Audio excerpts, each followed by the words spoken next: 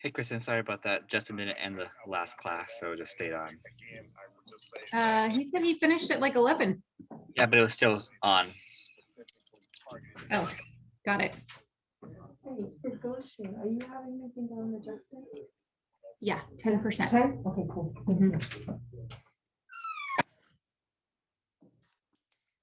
Sorry, guys. Hi. Sorry about the delay. Delaying me writing a big fat check though, so I appreciate that. I'm gonna wait, see if we get a few more people on the call here. I think we might be missing a few because of the inability to log in. How you guys doing? Nice to see your faces. Doing good, thank you. You're welcome. Nice to see your face too. Beautiful. Oh, thank you. I'm so tired. I do not feel beautiful. You do not look it. You look great. Thank you. Thank you. You know, if you want to spur your real estate business, plan a vacation, and then all of a sudden you'll get very busy. Oh, okay. That's a good Yeah. idea. I might take it. I had a quick question. Is your phone number still the same from like the last time a while Oh, ago? yeah. Have you changed I'm it? never changing my number. I'm an agent. Okay, just making sure because I think I tried texting you and it's something back to back. Okay, I'll be. It's 310. Hold on. Let me just. Sorry. It's okay.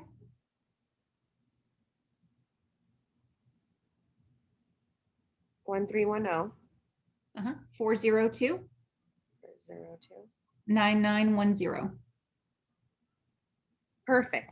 I have it. I don't know why I did that. Okay, thank you. Yeah, you're welcome.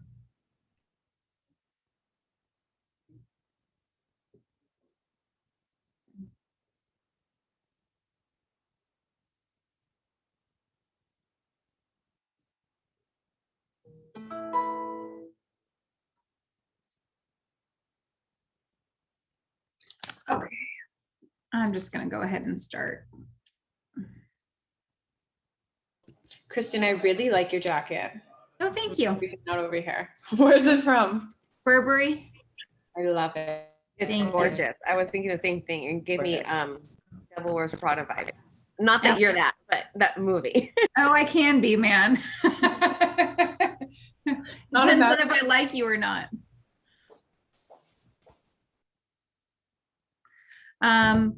All right. So today we're going to talk about disclosures, not TDS and SPQ, because we did that last week and they're a whole class in and of themselves. Let me go ahead and screen share the package with you. Okay, can everyone see?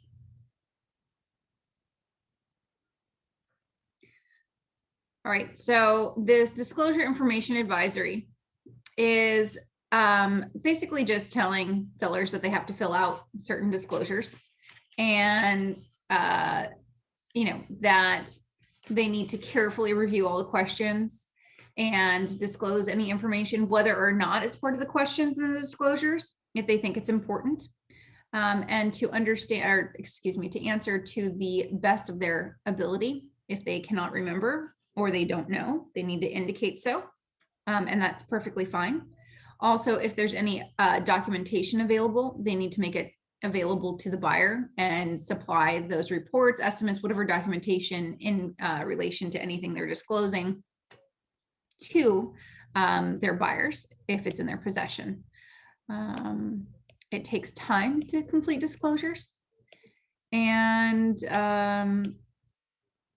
generally speaking, guideline is if they're uncertain about whether or not something is important enough to disclose, they should probably disclose it.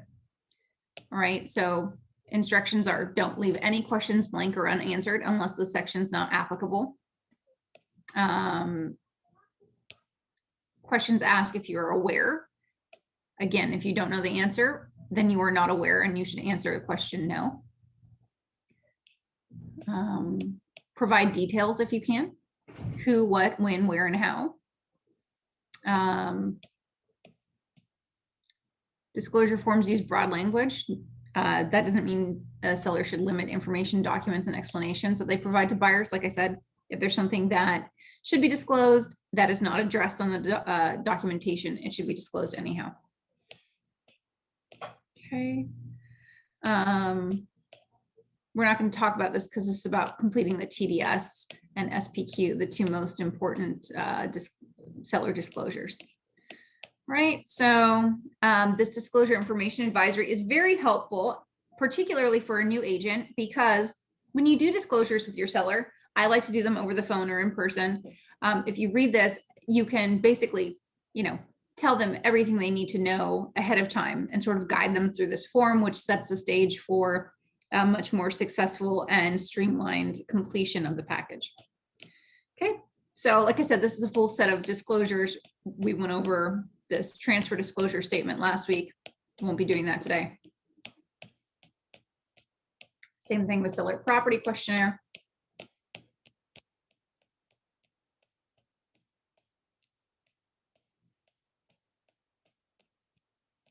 All right, so residential earthquake risk disclosure statement. This is a bunch of questions, mostly about foundation stuff, but there's some other questions on here, like, is the water heater braced to resist falling during an earthquake? So again, your instructions to the seller are, if you don't know, you say don't know. If it doesn't apply, it doesn't apply, say doesn't apply. You only use yes and no if they know for a fact if something's done. So one of the most common things that comes up during completion of disclosures is, well, they're reading, let's say, for instance, the second question, is your home bolted to its foundation? And your client's like, well, what is that? Guys, what kind of guidance would you give them as far as answering if they're asking, what is that?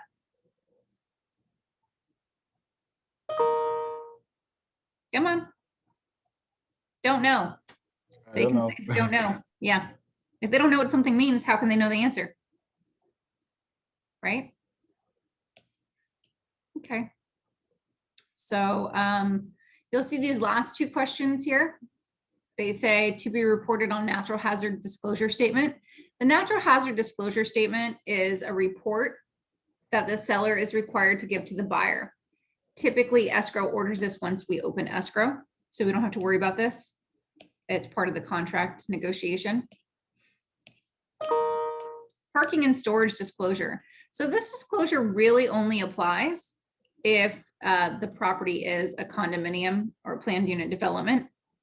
And it's just going to identify what parking spaces and whatever storage spaces belong with the unit if there is assigned parking and storage. Okay, so again, this disclosure is not required unless the property is a condominium or planned unit development that doesn't have, like attached garage parking.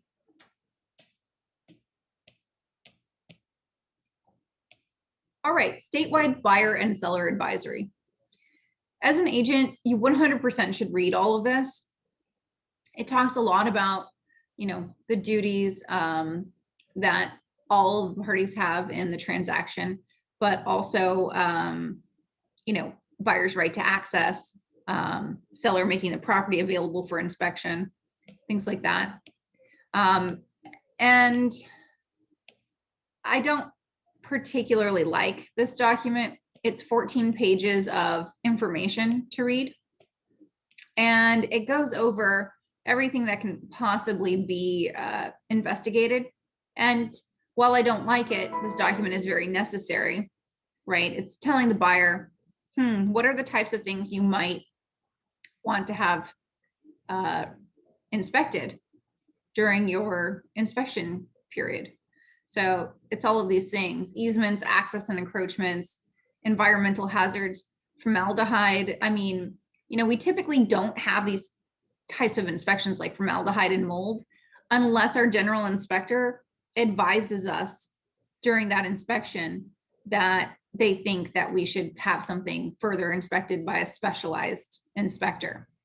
Now, that being said, if your buyer asks for any of these inspections, you really should not do anything to try to talk them out of it.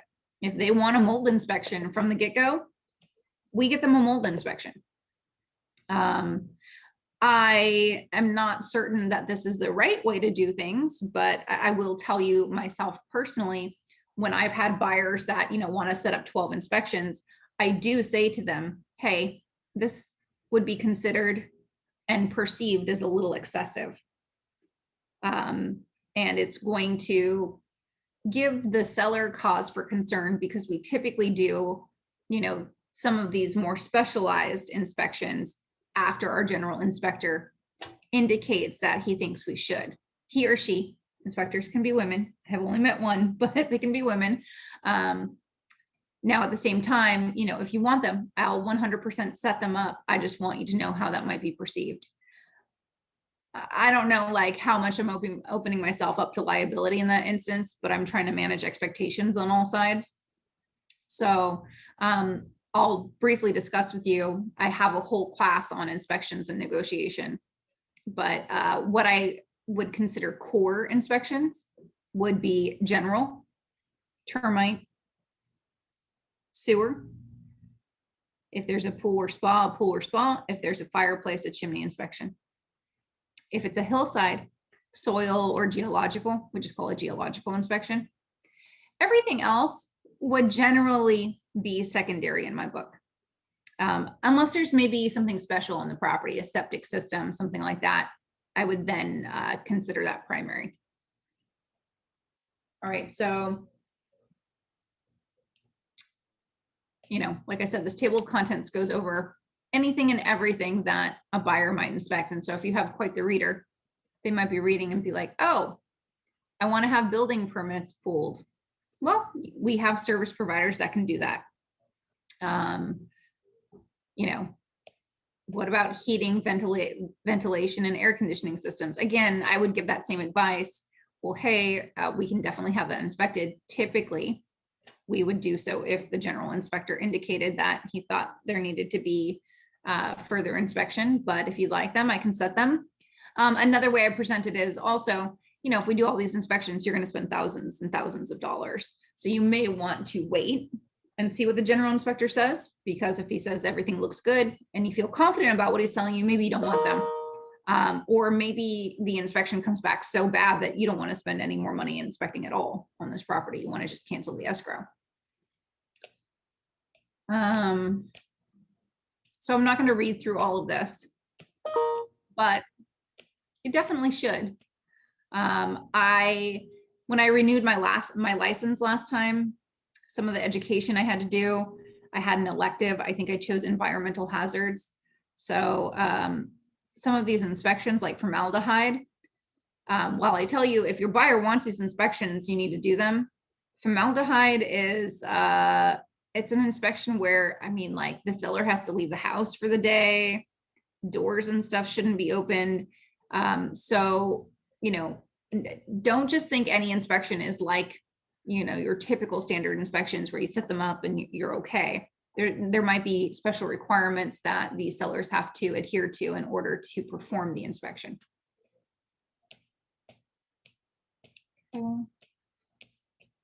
So this is 14 pages of basically scaring your buyer. And not everything applies, but it's always a good thing to read through and know, particularly as an agent, because if you're selling a property with an ADU, well, you want to make sure that it's actually an ADU, not a guest house. You want to see how it's permitted so that your buyer knows what the legally allowed uses are, right? So like a guest house, can you rent it out versus an ADU? I think there are some laws that say like with an ADU, you can rent out the ADU if you occupy the primary structure as your primary residence, but you cannot rent them out separately if you do not. But I think it's different instance to instance even. So, those are some of the things to think about and investigate so that you can properly advise your buyers. And when in doubt, if you're not expected to know everything, you're not a specialist. At a very minimum though, one of the things you can do as you're growing your business as a new agent is you can look up, access points to where can we look up this information if we want. So you have this ready and available when the time comes, if you end up under contract and your buyer needs some additional information. So, oh, who do I contact? And one of the nice things about this document, the only thing I really do like about it is that it does have a lot of links to different things. Let me see here. Yeah, I mean, in this instance, it has a link here. It generally does give some kind of idea of where you can get information. Let's see. So there's information about heating and ventilation. You know, these are links that you can just click on. You can copy and paste into browsers and read about. And so this is a very powerful tool as far as educating your buyer without interpreting the information for them. And the reason it's important not to interpret the information for them is if you interpret it wrong, then you are at, you know, you're opening yourself up to liability. Okay. I'm going to continue on to the next document here.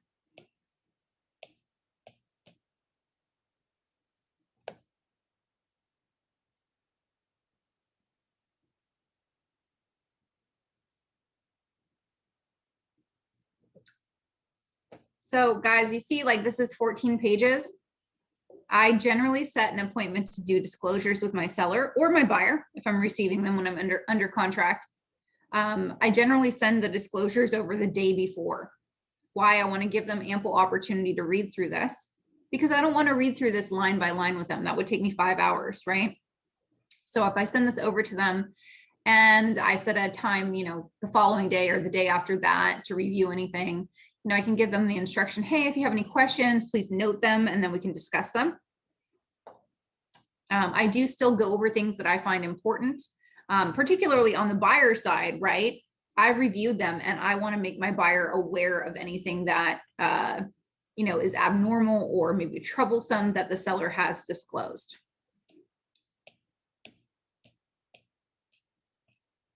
Okay, market conditions advisory. So this is generally included with the RPA package. So if you are on the buyer side, you guys are going to sign this at the time you make an offer. On the listing side, you're going to receive it after you enter contract. Okay, and so it basically just tells clients that markets change. It's impossible to predict future conditions of the market. Talks about the feature of a seller's market. So in a hot real estate market, which is seller's market, generally more buyers than sellers, that leads to multiple offers basically. And so it's, you know, basically warning buyers that they might be offering more than they originally planned, or giving contingency terms that they're not as comfortable with. And so in a less competitive or cool market, there are generally more sellers than buyers. It's called the buyer's market. And it causes real estate prices to either level off or drop. And let's see, it talks about foreclosures, which we wouldn't be involved in as agents. We're not allowed to represent foreclosure buyers. And that foreclosures and short sales can dramatically affect the value of property around it, but we can't control that, right? And so it does have downward effect on property value. All right, so buyer considerations says, as a buyer, you're responsible for determining the price you want to offer for a property. Non-contingent offers, that it's basically against the advice of an agent. You know, if a property doesn't appraise, you might not get a loan. And, you know, that it's very risky. Loan contingency, if you give up your loan contingency and can't get a loan, and because of that, you can't purchase the property, you're going to be legally liable for default of the terms of the contract. And so you might lose your deposit. Same thing with an appraisal. So if you lift your appraisal contingency, your lender's still going to require an appraisal. But if you don't have an appraisal contingency, you don't have the right to cancel a contract. under that contingency or for the fact that it didn't appraise. But if it doesn't appraise, you can't get your loan unless you come in with extra cash as the buyer. Inspection contingency, obviously we all know what that is, but if you make an offer without that or you remove the contingency, you might not get all the information you need, or you might find out information that makes you want to cancel the transaction. And so, it's very risky. Give me a second, guys, sorry.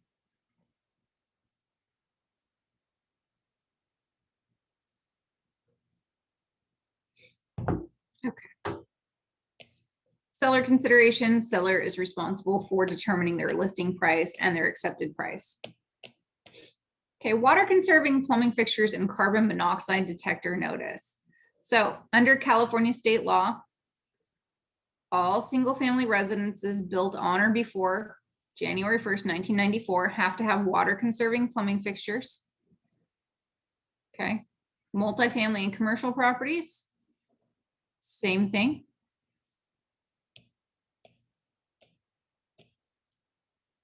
Exceptions doesn't apply to historical property or real property where plumbing or installation of water conserving plumbing fixtures is not possible, really. Okay, so how do we take care of that, guys? How do we know what is water conserving? We don't, right? Who do we hire? Plumber. No? No. Well, maybe, yeah, plumber, special type of plumber. What type of plumber? We're gonna hire a retrofitting contractor, a retrofitting company. So that's actually required in the city of Los Angeles, the city of Beverly Hills, several other cities, but you can still hire a retrofitting company to come out and make sure that California regulations for requirements are adhered to. Okay. So in the city of Los Angeles, we actually have a certificate of compliance that is required on all sales. And that checks several things: smoke detectors, carbon monoxide, water heater strapping, low flow water devices, earthquake shutoff valves, that sort of thing. So that has to happen in the city of Los Angeles. Now, we don't need that certificate for sale or in order to make the sale in a lot of other cities, but I would still recommend telling the seller they should just go ahead and hire a retrofitter. And I might even recommend that they might want to do that prior to going on the market, unless I think the terms of the listing are tough ones. I don't want them to incur costs if I don't think I can sell their property. But yeah, when in doubt, just hire a retrofitting company, whether or not it's required. Okay, carbon monoxide detectors. Okay, California law requires that as of 2011, basically all dwellings have to have carbon monoxide detectors installed. Doesn't matter really what type of dwelling it is. The exception is a dwelling unit that doesn't have fossil fuel burning heater or appliance, a fireplace, or an attached garage. Okay, so if there's no stove, no water heater, if there is nothing that could possibly cause a fire, cause carbon monoxide issues, I guess it's not required, but good luck selling a house or selling your buyer on a home that doesn't have a way to cook or stay warm. Disclosure of carbon monoxide detectors. In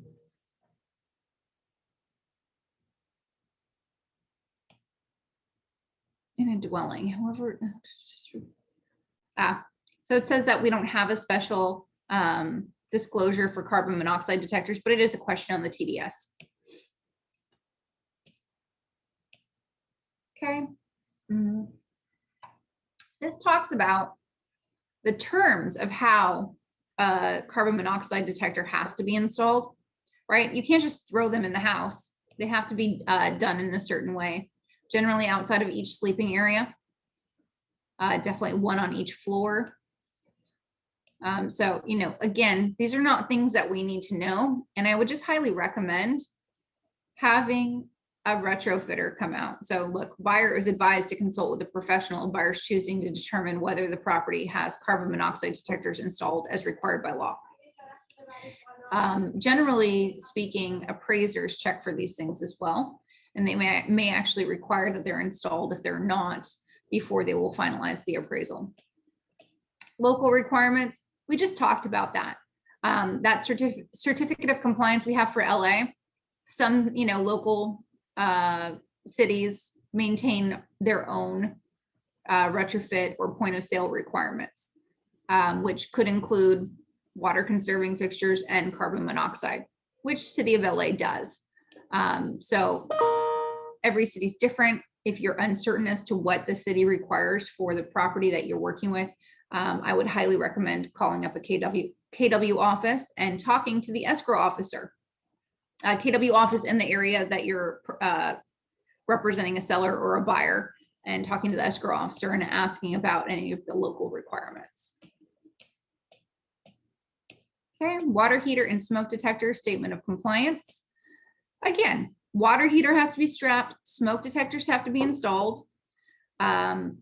We have state law, but we also have some cities, again, more restrictive local requirements. Kristen, who generally pays for the retrofitter to come out? Generally the seller. The seller? Yeah, industry standard is the seller. Obviously, everything's negotiable in real estate, but we have no idea what's going to be needed and no idea what it's going to cost. So I really don't like, no matter who I'm representing. As a listing agent, I don't like asking the buyer to pay for it. Honestly, like, we don't really want the buyer altering the property in any way, right? They haven't bought it yet. Who knows if the company that they hired is any good? And then as the buyer's agent, well, why would I want to bind my buyers to paying, a fee we don't know what it will be? And generally for them to come out, how much does it cost and which company do you recommend? It generally costs between $100 and $150 for them to come out, not do the work, come out and check everything. I really like Metro retrofitting, but they take forever. So I have some new guy that I just started using and I really like him and he's fast. Let me see.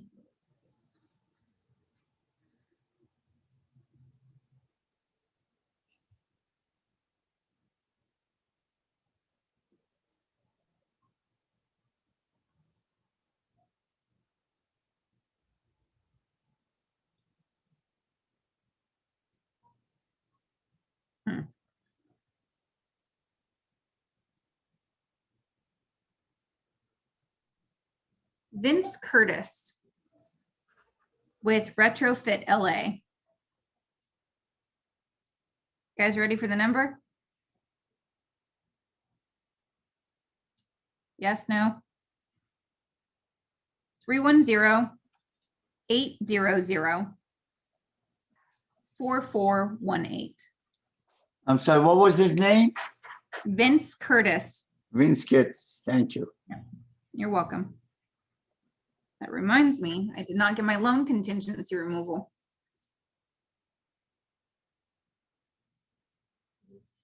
Okay. All right, so same thing with smoke detector, water heater. It has to be done.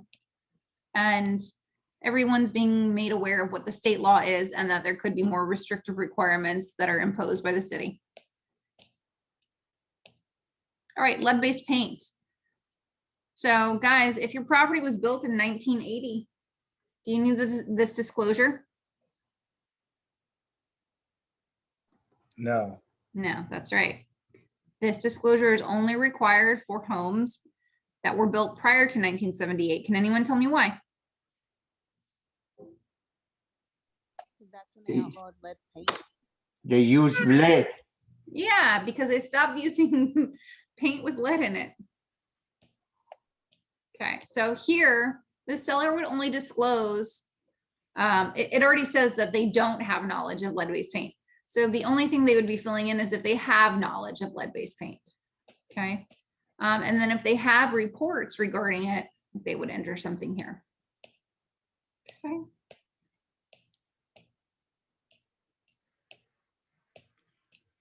If we want to watch this again later on, because it kept not letting me come in, it said host is in another meeting. Is there a way that we could go It back? did the as same I- for all of us. Yeah, Alfredo usually posts these to my YouTube channel. I actually think I have a better one. The disclosure package I was given today, I don't think is complete. Like the disclosure class I have previously has our brokerage specific disclosures in it. I think it's a little bit better and a little bit longer. And in all honesty, I'm just super tired. Okay, no, just because the first 20 minutes I wasn't able to log in, it just said host is in Oh, none of another- us were. None of us were. Oh, Yeah. Yeah. okay. Yep. None of us were. I thought I might be off the hook for teaching class, but no, not so much. All right. Next is square footage and lot size disclosure and advisory. So it basically says that, and this is really common, guys, when builders provide square footage, they might be providing square footage that's not legal, livable square footage. And they disclose it that way on the MLS, but then over time, you know, the MLS has a certain square footage. The next agent who lists it, he just, you know, he or she just uses that information. Property records may or may not have it correct. One of the biggest discrepancies you're ever going to find in real estate is the square footage. And, you know, no surprise, one of the biggest sources of lawsuits in real estate is over square footage. So, you know, there is an appraiser supposed to, you know, tape a property out for square footage. A lot of them don't, they get lazy. So if a buyer really wants to know exactly what the square footage is, they should hire, you know, someone to come out and tape it, an appraiser or a floor plan drawing company. Okay. Same thing, well, not same thing, but property lot size, dimensions, configurations, and boundaries. Lauren, do you guys do this on occasion? Do you guys come out and do the lot line? No? I know that Lauren did, I think, like one time in the very beginning of his career, but I think we just send people out now. Oh, no, that's what I mean. You have like people that you work with to send out that can identify a lot line or flag stuff off. Yeah, of course. We could send people out. We know people. Yeah. So generally speaking, your title professional is generally the source to, you know, find someone who can identify a property lot line for you. But your client can also just get an official survey. It costs a lot of money. So, you know, title doesn't come out and do the same job, or the title reps don't hire someone to come out and do quite the same job that a surveyor would. But, you know, if they need something measured out and marked so you know where a lot ends or something like that, they can help you with that. Generally, sometimes like they add, like, let's say the house has a deck or an ADU or a garage or whatever. Do they generally, as a matter of law, is that generally added as when they advertise something on the MLS, let's say as 3,000 square feet, let's say the house itself is only 2,800, but 200 feet is an ADU or garage or deck or whatever. So let's What talk is about that. generally- Let's talk about what square footage is supposed to be advertised as a square footage. That's livable square footage. So is a deck livable square footage? No. Is a garage livable square footage? No. ADU is livable square footage. Does that mean it's done correctly? It does not. But, you know, as far as the requirements go of what is supposed to be included in square footage, livable square footage, livable permitted square footage is what's allowed to be advertised. You'll Thank see, you. like, you're welcome. And then You- along the same lines, if a house, let's say on the MLS is advertised that the year built is 1968, but we just got the 9A reports that says 1948. I mean, that discrepancy, that like extra 20 years of the age of the house, who deals with that and how? I mean, where did you get the original date from? On the MLS, the house was advertised. Okay, but the as- MLS is only as good as the information, and that's kind of the conversation we're having as the people who originally entered it, right? So unfortunately, when we go to public record section of our MLS, you'll see it sometimes sourced. It will say, you know, the square footage will oftentimes just be changed to whatever the last listing agent that sold it put it in as, right? So if I changed square footage on something that was 1,500, you know, I sold it, and for whatever reason, I had no idea I didn't do it the right way. I added, you know, I put something in at 1,900. Well, the next agent who's looking at public records, they very well may see 1,900, not the 1,600 that was there previously. So, you know, don't take the information that is coming from the MLS or property records through our MLS as accurate information. You would talk to someone like Alyssa or Lauren if you want an actual factual year built, because that's the, you know, a certificate of occupancy is issued for the property. Yeah. Thank you. You're welcome. Christine, is that why the enlisting agent, most often they say that the seller is not responsible for the exact square footage? Yes. That's That what is they why put in you'll all- see in private remarks that blanket language all the time that agent and seller is not responsible for verification of the exact square footage, and that buyer should, you know, investigate to satisfy themselves. Thank you. Mm-hmm. Mm-hmm. Let's see.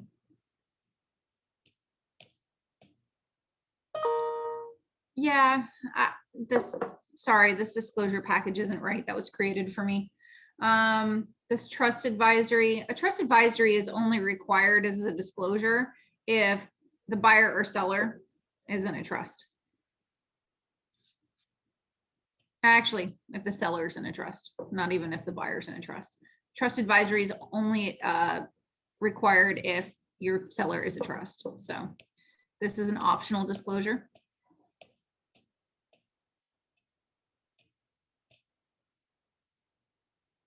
Again, this is well, not optional.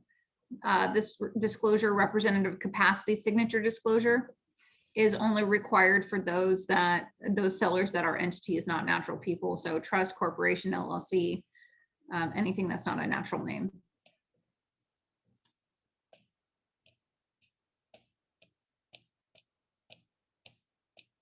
Yeah, I'm sorry, guys. This package is not complete at all. I only gave our office a short while to compile it, so some of that's on me. Anybody have any general questions about disclosures? I'm open to just fielding questions since I don't think I have a complete Christine, I have package. a question about the ADU. Did you say that if you have a home and you added ADU to it, you cannot rent ADU separately if you don't occupy it? So you can't have two tenants in there. Is that right? So you'd have to check with each city, but I'm having major problems with the lease I did because I rented the main house, but the owner has tenants in the ADU. And at least for her property in the city of West Hollywood, we found out after we leased the main house that it is not okay for the homeowner to rent out the ADU if they are not occupying the primary structure, the primary house. But I don't know that that holds true for every property or every city. I don't know. You'd have to check with the city on that. That, I feel like that's huge because I've come across a lot of properties that have a lot of ADUs, and then there's a lot of tenants living in the main and in the ADU all over LA County. Yeah. Yeah. I think it's, I don't know if it's every instance. I certainly, if I lease out a property or sell a property that has tenants in, in place in either of the structures, I'll certainly check, right? But I don't know the answer to that. I just know it can be a problem. So you'll definitely want to check with the city. Yeah, now that you brought this to our attention, that I didn't know that this was the thing. So now that I know, I'm glad that you're sharing this with us. Thank you. Mhm. And the reason for that is because an ADU is just it's an accessory dwelling unit. It's not its own, it's not multifamily, right? Makes sense? Yes. My question is, from the time that the seller provides the disclosures, generally, what is the number of days that the prospective buyer has as far as lifting their contingencies? And also, what if the seller is late in delivering their disclosures? Then what does that, legally speaking, for a buyer, what can they do? Okay, so the first question, how long does the seller have to give those disclosures to the buyer? Well, under section 14B of our RPA, Okay. the boilerplate language is that seller has 7 days to provide these to the buyer. However, if you, as the buyer's agent, when you wrote the offer, modified it, or someone countered the term, then it's going to be whatever negotiated time frame. So generally 7 days. And so if they give it to you on the 7th day, that's it. You have 1 day. It's not quite fair, but that's the way it goes. Now, if they give it to you on the 8th day, any report, disclosure, or documentation that's provided to you after the time frame in which it should, or after that contingency is, that correlated contingency is removed, the buyer has 5 days. 5 days to review that documentation, and the seller can't do anything about it. Thank you. Mm-hmm. I think it's the name. I'm sorry. What was the name of the form that you said when the buyers ask for additional days to continue their investigations? Let's say during their investigation, extension of time addendum. Extension of time addendum. Thank you. Any time frame that you want to modify, and the entire transaction is going to be addressed on that document.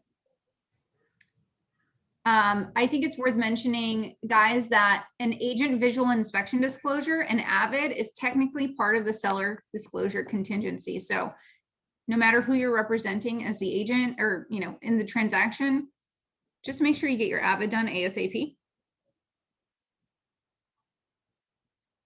You certainly don't want to be the technicality that allows someone to wiggle out of a deal or change terms or renegotiate anything.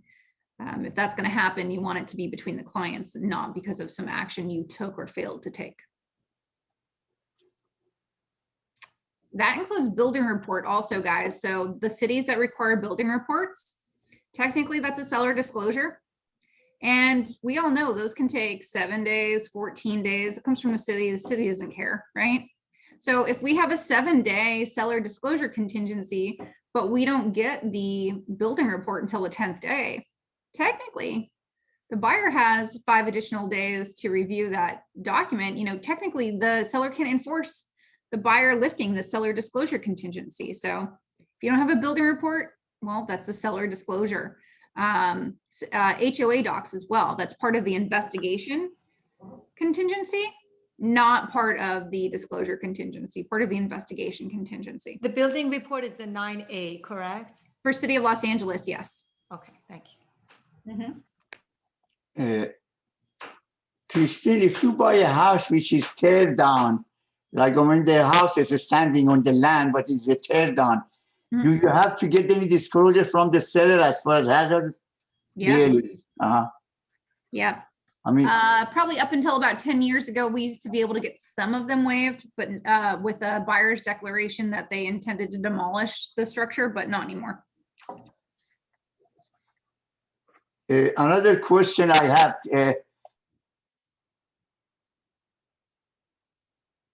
John?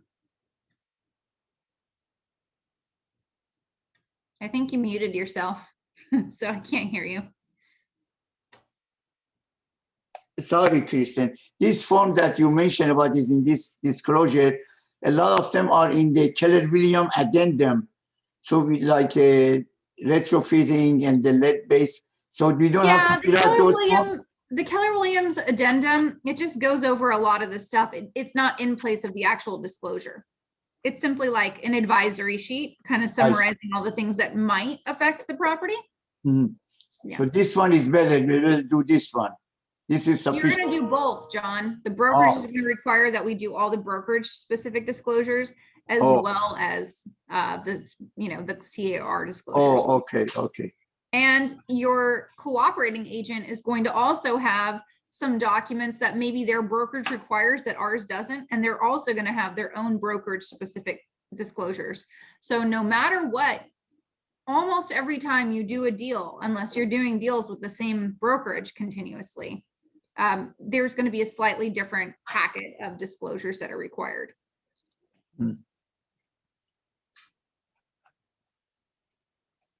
Anybody else? So I missed the first part. This disclosure is addition to TDS and SPQ. So there Yes. should be 3 disclosure basically, right? Way more than 3, John. Way more than 3. I mean 3 forms. That's the TDS, PSQ, TDS, and SPQ, and this is not one document. This is several documents. And I can tell you right now, the office compiled this set of documents for me today, and it is not complete. There are more than this, and there are brokerage specific disclosures. In addition to that, if you go to my YouTube channel, there is a much more inclusive disclosure class. And I actually think I put a link to like a full packet of disclosures, including, at least at the time, what our brokerage disclosures had as well. Thank you. Mhm. Where can we get a full set of disclosures, guys? Where can we always get brokerage specific stuff if we need it? Who is your go-to if you don't know if you need something? Michael Rosales, Or Christen Christine Tull. Tull. No. Title. Brian Chung, guys. Kristen Tull. Oh, Right, yeah. right. Brian who? Brian Chung, the TC in our office. Brian Chung. Okay. Yeah, so as mentees, you're not allowed to use them on your first deal. You can use them on your second deal. That's because I need you to know how to do the documents, DocuSign, upload to command, all of that. But he is still there to give you checklists to, you can pick his brain about what documents you need. And he has the most up-to-date brokerage specific disclosures that our office requires, always. He's the one who makes that checklist for us at the direction of Michael Rosales. And he is much more available than someone like Michael Rosales or myself would be. So if you have a simple question about a document, do I need this? He's going to be a lot faster getting back to you than Michael or myself. I just want to say you're amazing. Thank you, thank you, thank you. You are truly, truly amazing. Thank you. Thank you. I second that. No, thank you. You guys are making me blush. All right. Anyone else need any help? No? Okay. Well then, Thank you. I will not see you guys next week because I will be in the Caribbean on a beach. Oh my Not God. missing you. You just came back from Las Vegas. Take me on the luggage. Take you on the luggage. Yeah, well, I might have trouble carrying my luggage then. I'll be more than happy to help you carry your luggage. Yeah. Yeah, I can help too. Where are you going in the Caribbean? Where are you going? I'm going to Cancun and then a little island off of Cancun. I forget. Isla Mujeres? No. Tulum. Ixtapa. Oh, you're I'm going. sorry, I am going to Isla Mujeres one day, just a day trip, and then I'm going to Tulum also. Oh my God, you're gonna. Have you been to either? Yes. Okay. I haven't been to Tulum or Isla Mujeres in probably 10 years, but I've been to Cancun almost every year. I hope for you the go last cenote diving. I hope you go cenote diving, and I have a lot of fun. You're gonna enjoy it. Thank you. Thank Enjoy you. every moment. You deserve it. Oh, thank you. Yeah, if I don't have a vacation, I'm gonna like stop showing up to these things. So Margarita. what's that? Have a large hibiscus margarita for all Oh, of I us. will have many different types of margaritas for all of you many times over. What resort are you staying at? It's called Crystal Cancun Resort. I stayed there 2 other times. I really like where it's located. It's like at the end of the hotel zone so that it's not next to all the little party kids. Nice. And I've got some good restaurants nearby. They And it's do. beachfront. I have a little tide pool where there are little fishies every morning. Oh, I can't wait to see Oh, it. nice. Instagram post. Lauren, Oh I yeah, wanted and to- I'm going with a professional photographer, so I should have really good vacation. Ooh. Oh, I Oh. can't. Yeah. In Tulum, Pablo Escobar has they opened The one of ruined house. and they turned it into a hotel. So I hope you get to go see that. That'll be awesome. Sounds cool. Lauren, I wanted to tell you a friend of mine just closed yesterday on an $18 million deal. She's a good friend of mine on Carrollwood. It was a trust sale. It just closed yesterday. They were asking 23. They sold it for 18.3 or something like that. So she's very excited. Yeah, good for her. I'm not surprised. Lots of money out there and people will spend it. Yes, yes. The Beverly Hills market is picking up and picking up like with a force. Good. All right, guys, I'm gonna let you go. Thank love. you. Thank Enjoy. you, Thank Christian. you. Christian. Be Thank you safe. so much. Thank welcome. you. Be safe, Christine. Safe Thank travels. you. I will be as safe as my drinks allow. Oh, oh, oh, oh, no.